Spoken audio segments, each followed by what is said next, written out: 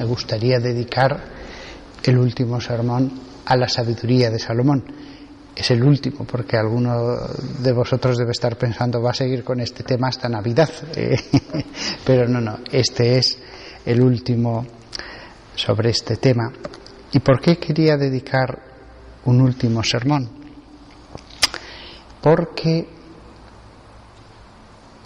fijaos qué interesante, lo dije ya en otro de los sermones. Yo mismo me sorprendí cuando descubrí este hecho, porque siempre había pensado que los salmos eran fundamentalmente de David, pero que también había salmos de Salomón, porque lo veía en el título, Salmo de Salomón.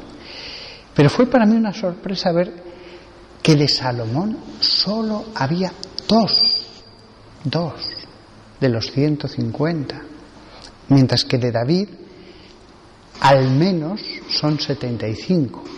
Digo al menos porque 73 lo dice el título, y 2 Hechos de los Apóstoles dice que son de David.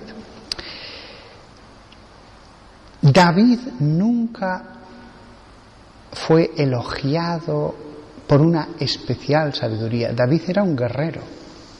David fue fuerte. No todo el mundo está capacitado para el liderazgo, para que las masas le sigan, para hacer lo adecuado. Hay personas que pueden ser muy prudentes, pero a lo mejor no tienen las condiciones físicas para lo que era la guerra en esos tiempos. Se necesitaba un conjunto de características para ser un caudillo. Y la oración de este hombre pecador es la que Dios escoge para que sea la voz en la oración de la Iglesia, que son los salmos. No la del sabio, curiosamente. Todos nosotros hubiéramos pensado que sea el sabio. Pero Dios dijo sí, que sea el sabio el que nos enseñe en los libros que Él compuso acerca de la sabiduría o del amor místico, etc. Pero a la hora de orar, que lo haga la voz de un hombre que se sintió pecador, que fue pecador y que oró de un modo sencillo, que nada tiene que ver con las profundidades, que hay que meditar mucho tiempo. Por ejemplo, del libro de la sabiduría. Dios hace todo perfecto.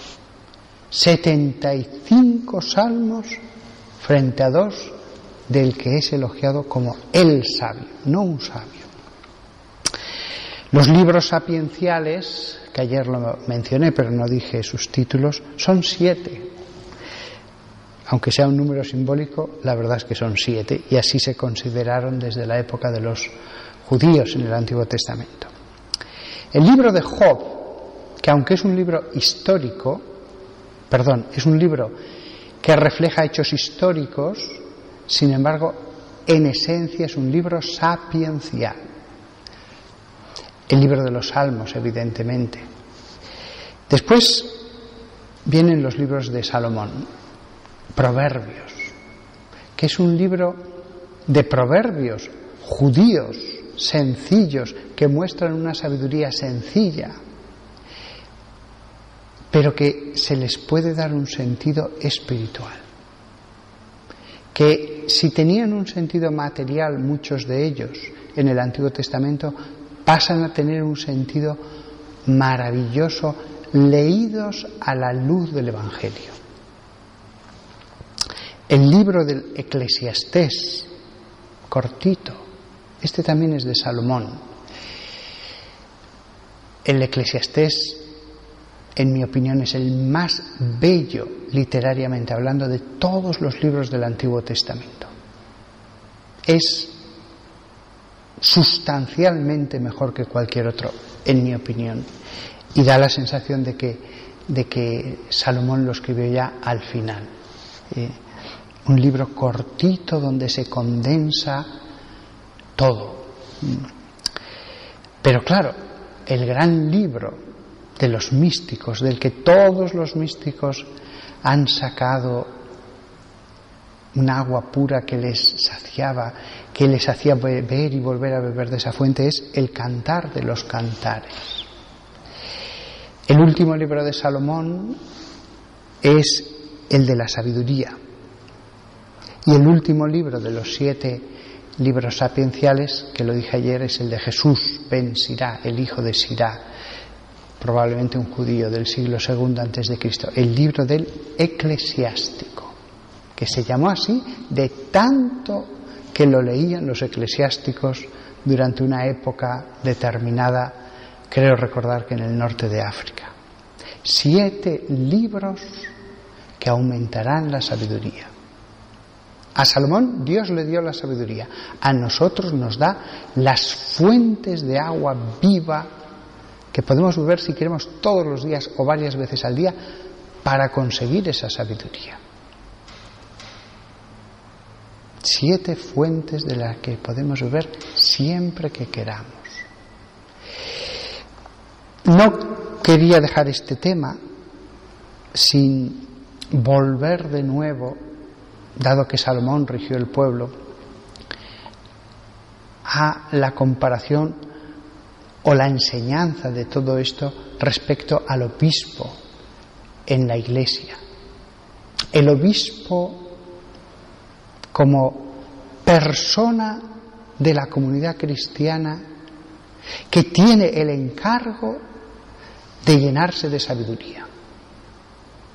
No de forma única, como si ese fuera su único trabajo. Esa era la labor en el Antiguo Testamento del escriba. El obispo no es el escriba. El obispo, incluso cuando haya cuestiones muy complejas de la teología, de la Sagrada Escritura, etc., consulta a los que hacen la función del escriba ahora, en la época posterior al Nuevo Testamento, que son lo que San Pablo llama en sus comunidades los maestros. Él tiene, el obispo, sus maestros, cada uno especializado en un tema. Pero el obispo, por ser obispo, debe tratar de llenarse de sabiduría para ejercer bien su trabajo, dado que él va a enseñar muchas veces a los maestros de las comunidades, que son los presbíteros. De manera que el obispo va a ejercer una función de maestro de maestros.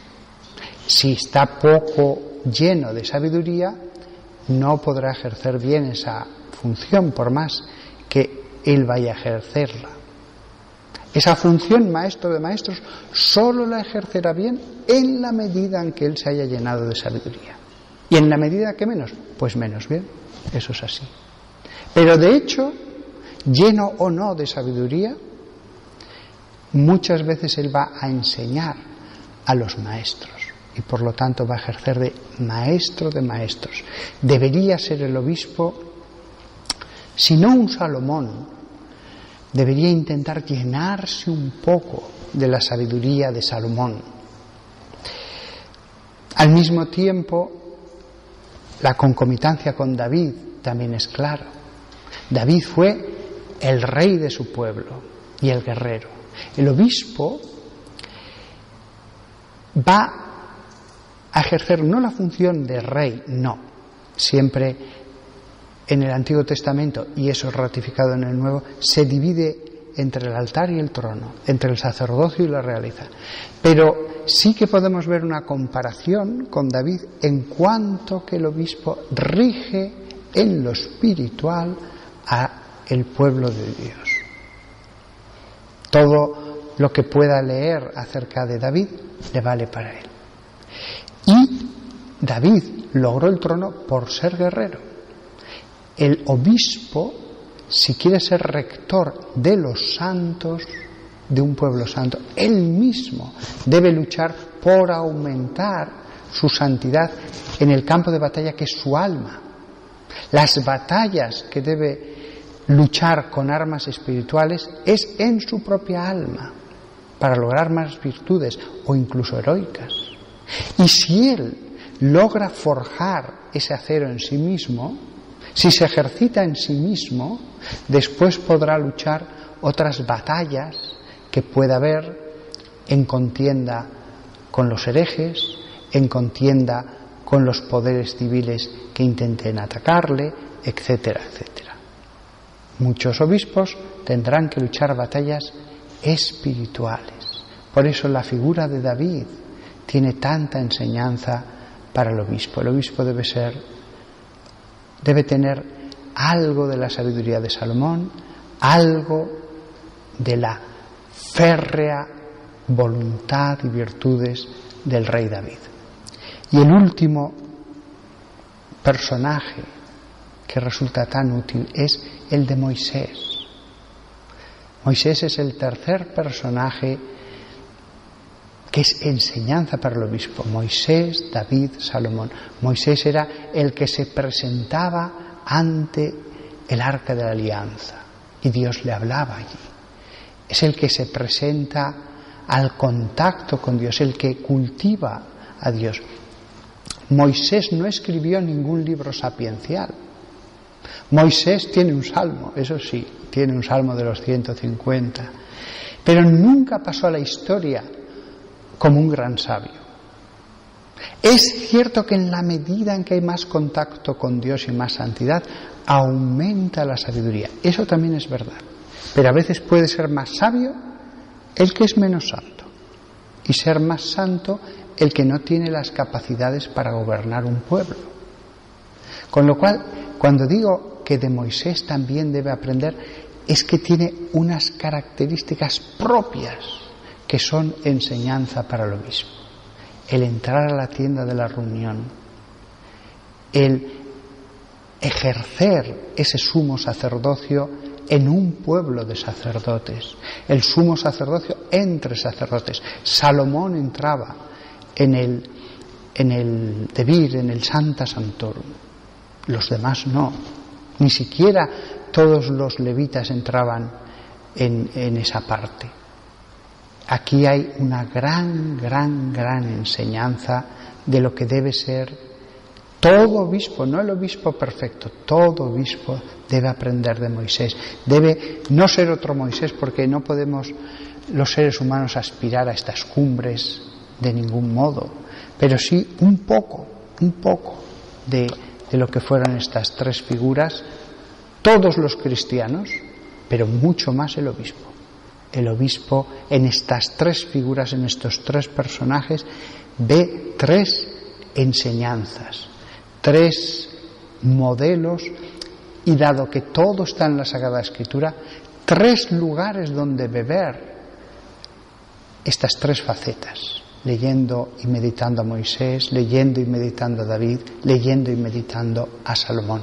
Con lo cual la Biblia no es un libro meramente de enseñanzas, es el libro que nos conecta a través de la oración con personas vivas, y les podemos pedir si están en el cielo. No estamos al 100% seguros de que Salomón esté en el cielo, pero casi seguro que sí. Le podemos pedir que nos ayude, y David lo mismo, y Moisés. No solamente son textos. Si estáis junto a Dios, ayudadnos, enseñadnos. Y entonces, incluso no siendo obispos, nos podemos llenar de las tres cosas.